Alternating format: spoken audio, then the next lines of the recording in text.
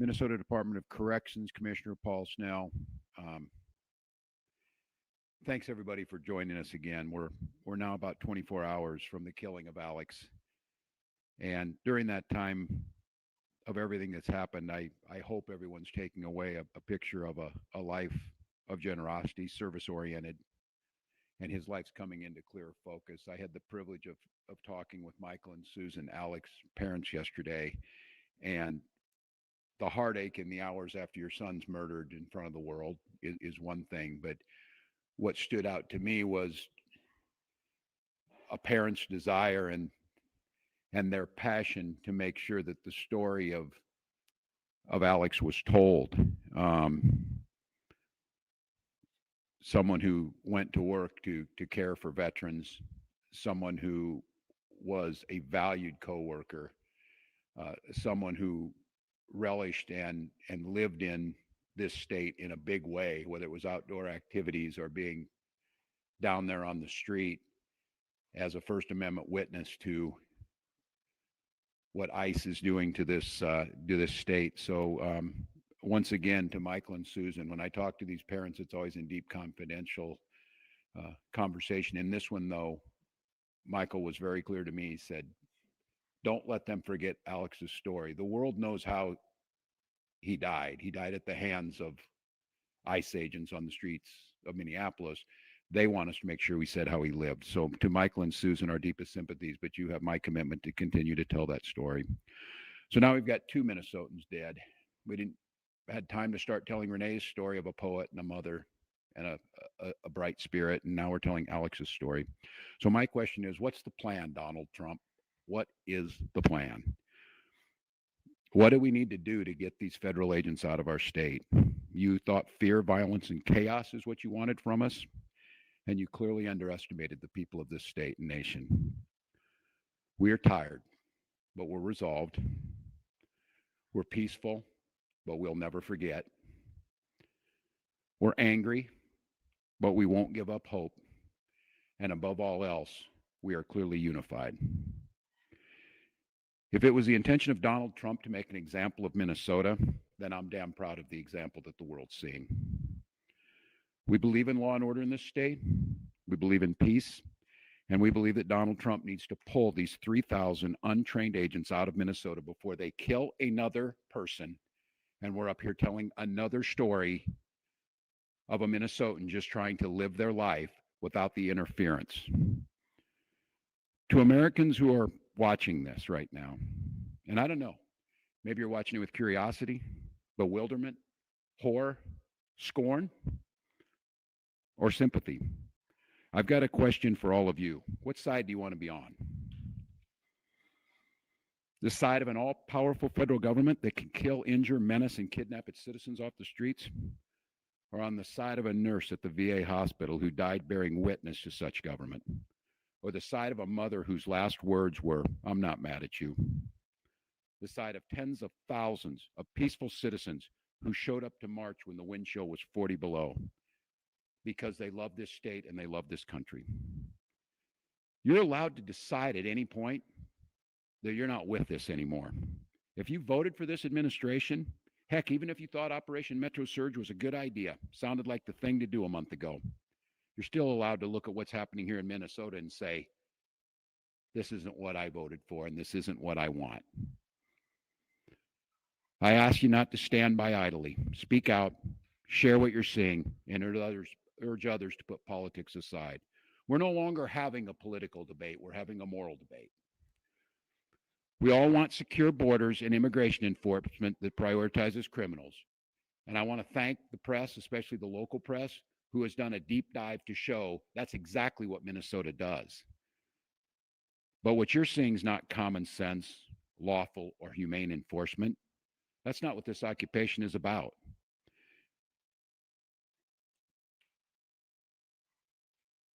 Let me say our conversation should not be about, and I know we get asked of what we're doing on there, how many state patrol or police or National Guard I can put on the street. This isn't about how many people I can put on the street. It's about how many of these people, these ICE agents and whoever else was thrown into this unholy mess, how many Donald Trump can get out of here. Minnesotans, you've won the hearts and minds of people across this country, and you've done it through your peaceful, resolved defense of your neighbors and the Constitution. So once again, Minnesotans, stay peaceful, stay safe. Change is coming, and we can feel it. But this fight still goes on. And I'm just glad today to be joined in person because it's someone who's been at the side of Minnesotans throughout this and through every other thing we've gone through over the last 7 years. Someone who we describe as the people's lawyer, someone who is fighting this battle for the Constitution, for the safety of Minnesotans in courts every single day. I want to give this over to Attorney General Keith Ellison to talk a little bit about what's going on with the state on some of the lawsuits and what our expectations are in the coming days. Attorney General. Thank you, Governor. Governor Walz, thank you for your excellent leadership during this very, very difficult time.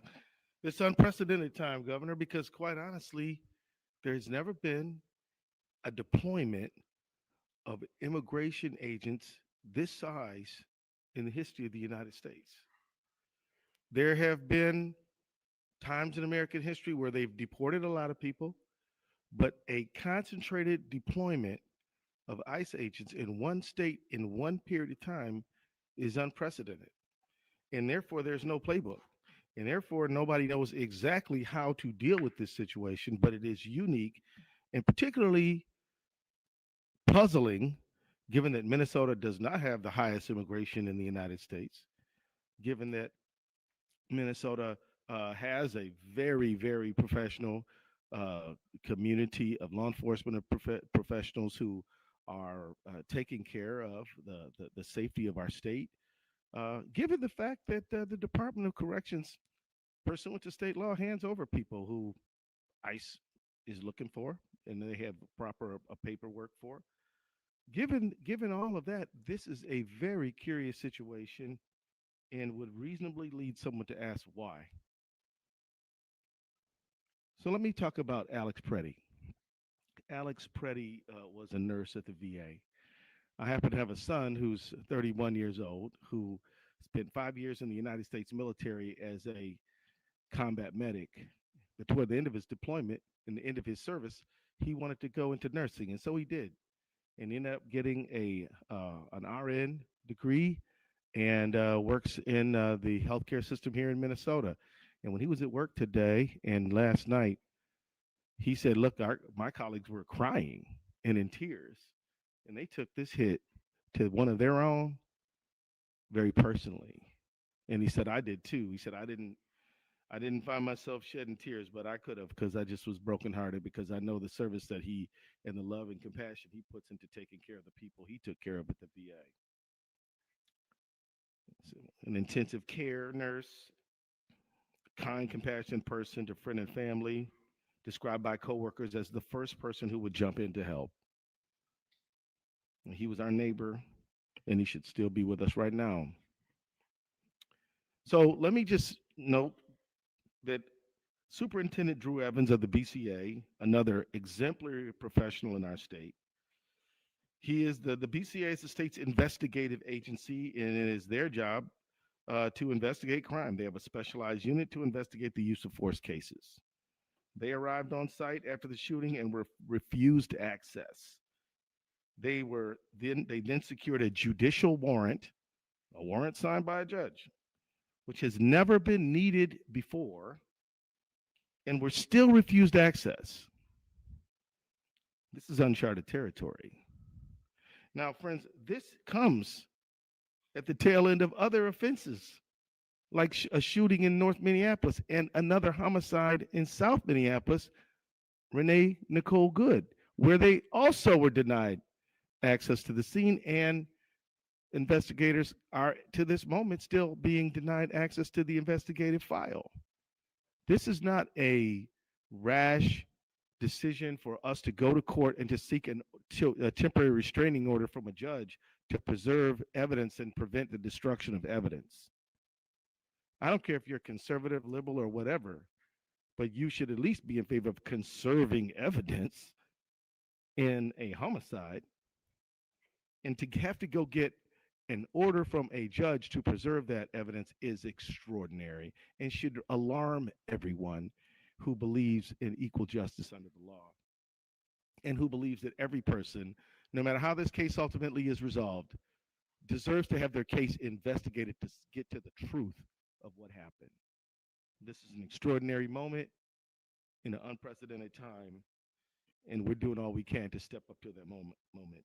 My office represents the BCA and joined the Hennepin County Attorney's Office in a lawsuit last night, as you know, and we moved to prevent the destruction and or tampering with evidence related to Alex Pretti's shooting. And this includes any evidence the federal agents took from the scene of the shooting, preventing the state authorities from inspecting it.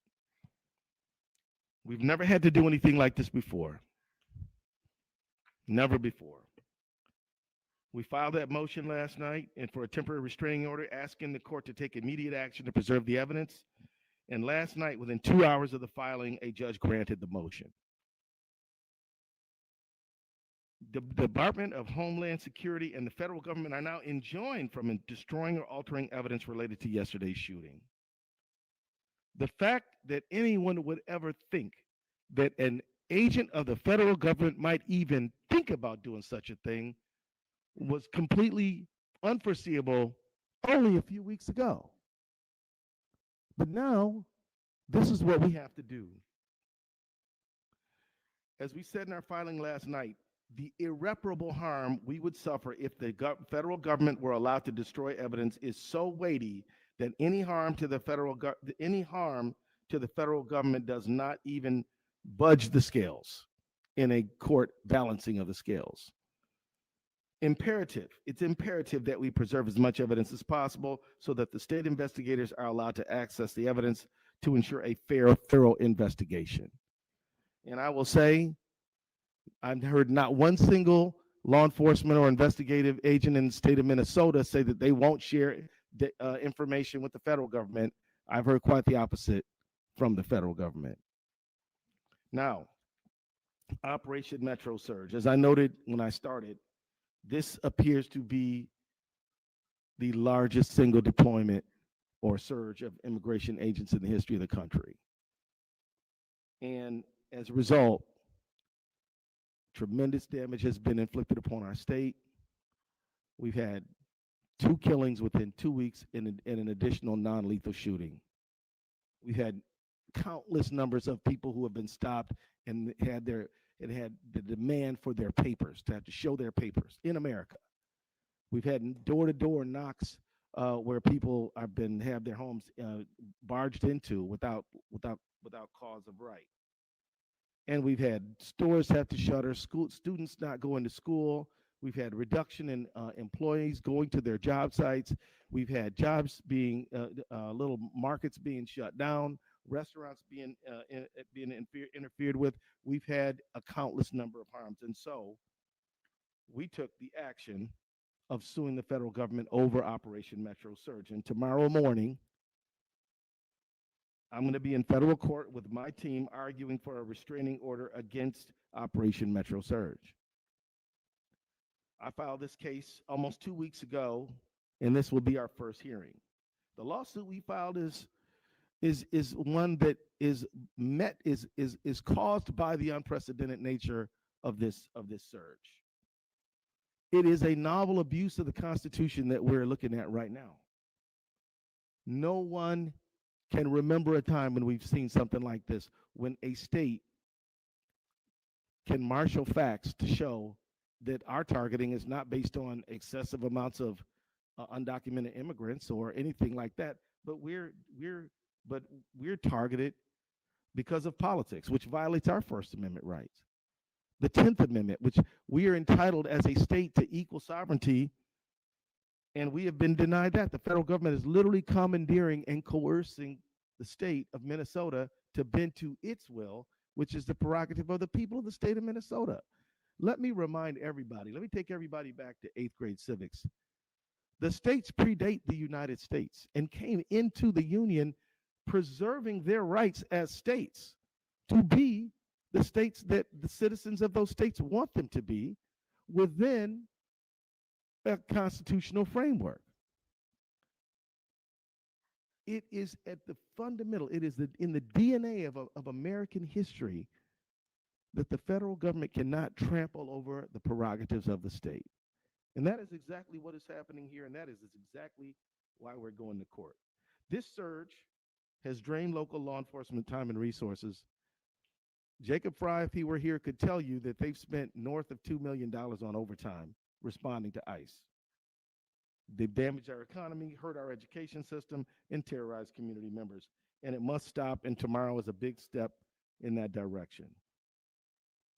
Now, as I noted a moment ago, people will ask, well, why Minnesota? I'll say this. Minnesota is dealing with targeted oppression from the federal government because of who we are and who we value. Minnesota is a place where we welcome the stranger. We have a number of nonprofits that focus on refugee resettlement in Minnesota. Minnesota is a place where we take care of the vulnerable among us.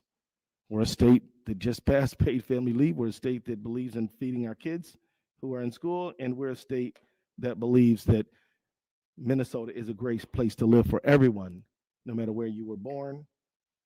Of course, we obey all laws, but we still believe that immigration is not a sin.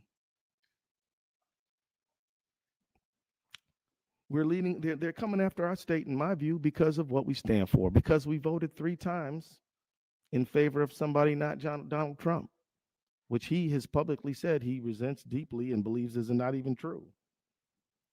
I can tell you it's not about fraud. Because if he sent people who understand forensic accounting, we'd be having a different conversation. But he's sending armed, masked men. This is a pretext, and it's not supported by the facts at all, which has brought us to court challenging the justification that the president has offered. For those watching around the country, I would submit to you that just as Portland and Chicago and LA were precursors to Minneapolis, Minneapolis is a precursor to a whole lot of other places that they have their eye on right here, right now, including Maine and several other states. If we don't stop this behavior here, it will only expand, and it won't be good for anyone in our country. Minnesota is staying strong, and I want to join Governor Walz in my just pride in being a Minnesotan.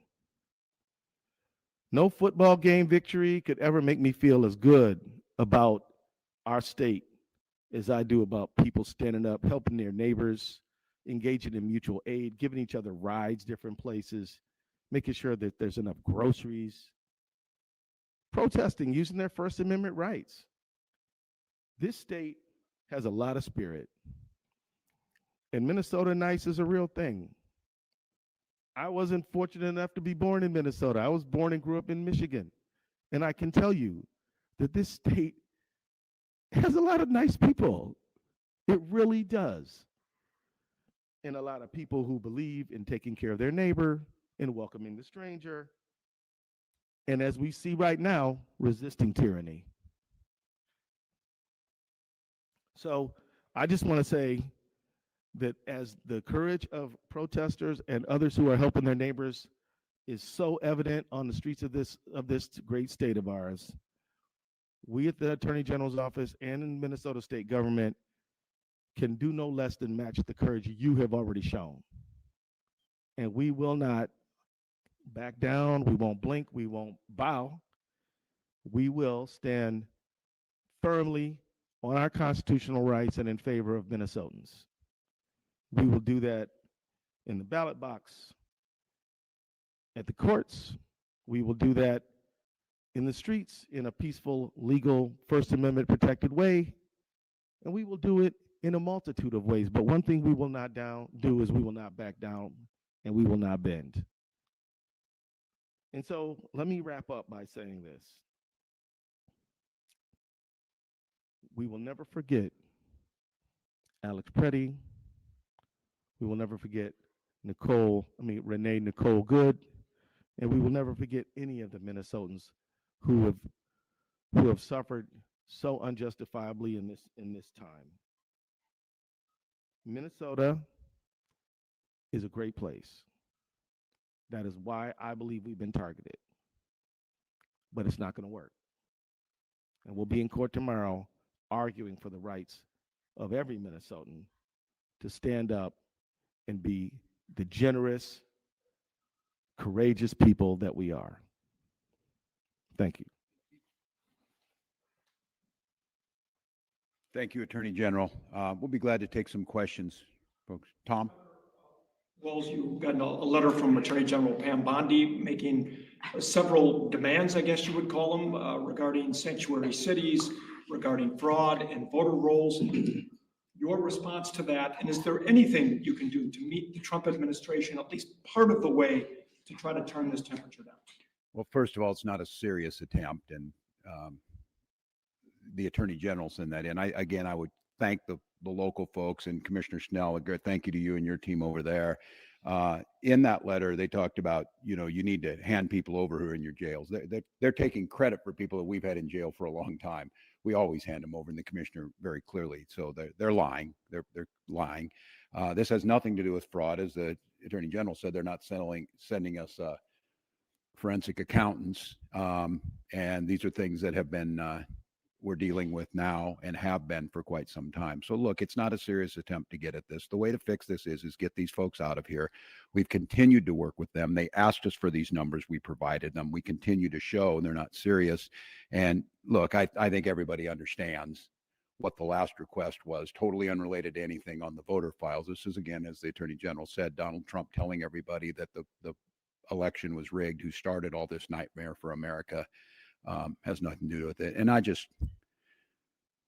would just give a pro tip to the Attorney General. There's 2 million documents in the Epstein files we're still waiting on. Go ahead and work on those. For you or the Attorney General, if they're not honoring judicial warrants, how can you trust that they're going to be honoring this temporary restraining order? Well, that's a good question. I'm glad you asked it because, since Trump 2 began, and even including Trump 1, we filed a lot of lawsuits. We're north of 50 now, and they've been on everything from birthright citizenship to SNAP to things like the National Institute of Health to EV to all kinds of things, and they've been complying with the orders. Now, I will say the foot drag.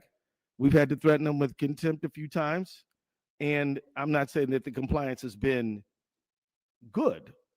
I am saying that open defiance of court orders is not something that we've experienced. And so I have every reason to believe that they will obey the court order. Now, if they don't, we have recourse and we'll pursue that recourse. On a deeper level, your question, I would simply say this. Just because they may not do the right thing does not absolve us of the responsibility of doing the right thing. We're going to seek legal recourse, and if they disobey a court order, then that's on them. But we're going to seek those orders, and we're going to insist that they be followed. Local sheriffs have said they lack the legal authority to honor ICE detainers, and that's something that Attorney General Ellison has said as well. They lack the authority under Minnesota law. Is that an authority you could just give them? Could you pass a law? Yeah. So really, the key issue here is I think most sheriffs in the state do fully honor ICE detainers and provide notification. The issue becomes when they have a lawful reason to be released, bail, released by judicial order. The jail cannot hold that person beyond that point in time. That's the fundamental issue. There is not a lack of cooperation. There is just some legal boundaries. We've had some conversations with ICE about this. We think that there may be some things that could be worked out, but I don't think that's the core issue that we're really dealing with here. Can I simply say that it puts Minnesota in a very difficult position, because if such a person were held beyond a period of time when the state court has the authority to hold them, then the state court is exposing itself to liability. So ICE just has to show up and do its job. That's Well, then- the fundamental question here. And that's the fundamental argument they keep making. We cooperate. We don't do their job. You saw it this week with rural conservative Cottonwood County. Sheriff had someone, told them this person's time is done. We can't just hold them indefinitely. It's against the law. So we're going to release this guy. Come and get him. They're too busy up here doing what they did yesterday to go pick up someone who actually should be removed from this country. And I don't know how many times they try and confuse the people across this country. It's their job to do immigrations and customs enforcement. It's law enforcement's job to do law enforcement in Minnesota. They are not doing immigration enforcement, saying we should be doing that, while they're apparently now trying to do extrajudicial law enforcement on our streets. So this is a red herring. It's untrue.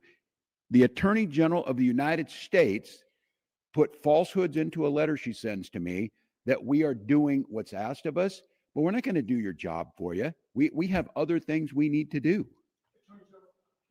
Are you getting back to the evidence in Pretti Right. case that you might not get access to his camera footage and that you might not get to the bottom of whether he was carrying an ID or not?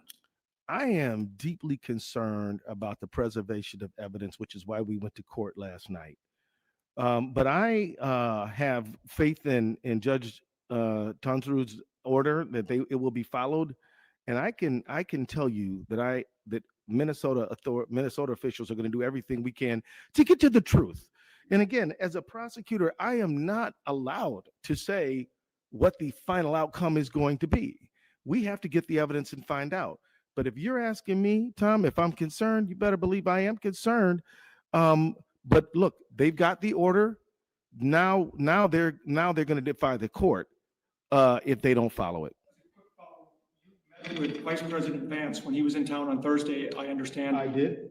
Can you tell us about what the tenor of that meeting was? His goal was to turn down the temperature. 2 days later, there was this shooting. Well, I guess it didn't work, huh? I mean, here's the thing. Governor Walz and I were in Congress together for 12 years before both of us went to go serve in state government. We're used to talking to these folks.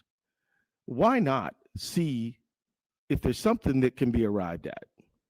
I can tell you that it was a polite meeting. I can also tell you that I walked out of there thinking that we probably weren't going to get anywhere. Because quite honestly, a few hours late, not even hours, a few minutes later, he just got up there and just articulated the same talking points he made to me in the meeting. I tried to correct him. He didn't want to hear that. And so I'm like, well, welcome to Minnesota. Thank you very much. You both of us have things to do. So see you later. And I left.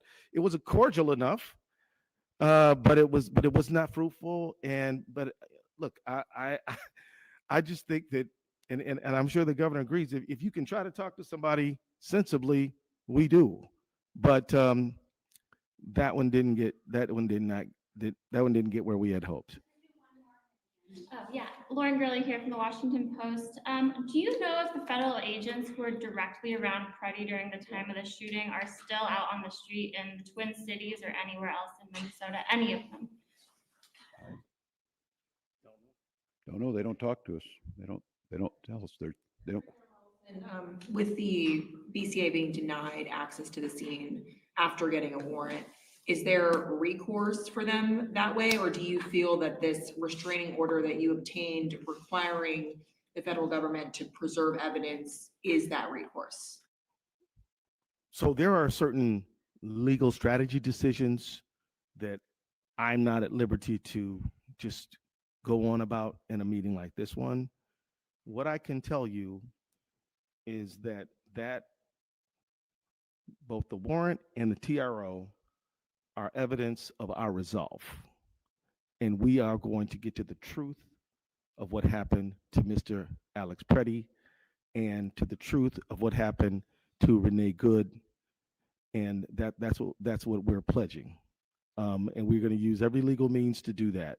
So I can't tell you, I'm not at liberty to tell you what you're asking me, but I am here to assure the public and who's listening that we are going to get to the truth of this matter, and we won't be deterred and we won't be denied.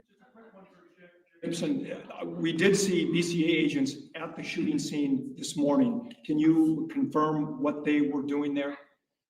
Absolutely. The question is about whether or not the BCA agents were on the scene of the shooting this morning, and they were continuing to collect evidence that they've seen. They're also doing some canvassing of the neighborhoods. I don't want to get into any more of the investigative process in this, but at the BCA, we are going to continue to investigate this shooting based on whatever evidence we're able to get, and we appreciate the Attorney General assisting us with the temporary restraining order to make sure that the federal government is retaining evidence that will be available, we would assume, to us at a later time. But the investigation will not pause. We are continuing to work on anything and everything that we possibly can. I'm just going to close. I'm going to close with one thing that I promised the parents with Michael and Susan. And I speak to all Americans on this over these last 24 hours, what you saw. You're now knowing more about this young man, beloved by his family, accomplished ICU nurse, skillful in ability to work with veterans, someone who's beloved by community, no criminal record, lawful firearms owner. And you know what you saw. And then you heard the most powerful people in the world, certainly in this country, President, Vice President, Greg Bovino, Kristi Noem, narrate to you what you were looking at, that this was a domestic terrorist, crazed, running at law enforcement with the intent to kill massive numbers of them, sullying his name within minutes of this event happening, and then closing the crime scene, sweeping away the evidence, defying a court order, and not allowing anyone to look at it. I don't care if you are conservative and you are flying a Donald Trump flag, you're a libertarian, don't tread on me, you're a democratic socialist of America. This is an inflection point, America. If we cannot all agree that the smearing of an American citizen and besmirching everything they stood for and asking us not to believe what we saw, I don't know what else to tell you. This has to be the moment. Your government, here in Minnesota, I've made it clear, I'm accountable for things that happen here, and I will take responsibility for that. Someone has to be accountable. Someone has to hold the final decision on this. And sitting behind a keyboard at 2 a.m. and besmirching a VA nurse and a son and a coworker and a friend is despicable beyond all description. This is not, we need to see both sides. This is not, we need to wait for this. This is basic human decency. And at this point in time, I'm just asking, try for a moment to set aside the political side of it and go back and ground in the humanity of this. This family has gone through enough, and to have the most powerful man in the world drag their dead son with absolutely no evidence and gaslight the entire country, this is enough. And I would say, President Trump, you can end this today. Pull these folks back. Do humane, focused, effective immigration control. You've got the support of all of us to do that. Let our law enforcement continue to do what they do, making Minnesota one of the safest states in the country, one of the best places to live. Allow our children to go back to school. We have got children in Minnesota hiding in their houses, afraid to go outside. Many of us grew up reading that story of Anne Frank. Somebody's going to write that children's story about Minnesota. And there's one person who can end this now.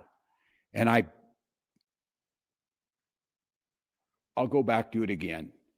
Please show some decency, pull these folks out, reset this situation, and allow us to do the job that the Attorney General, myself, we're elected to do, protect the people of Minnesota and carry out the laws of Minnesota. We'll be back with you when we get more information. Can I ask you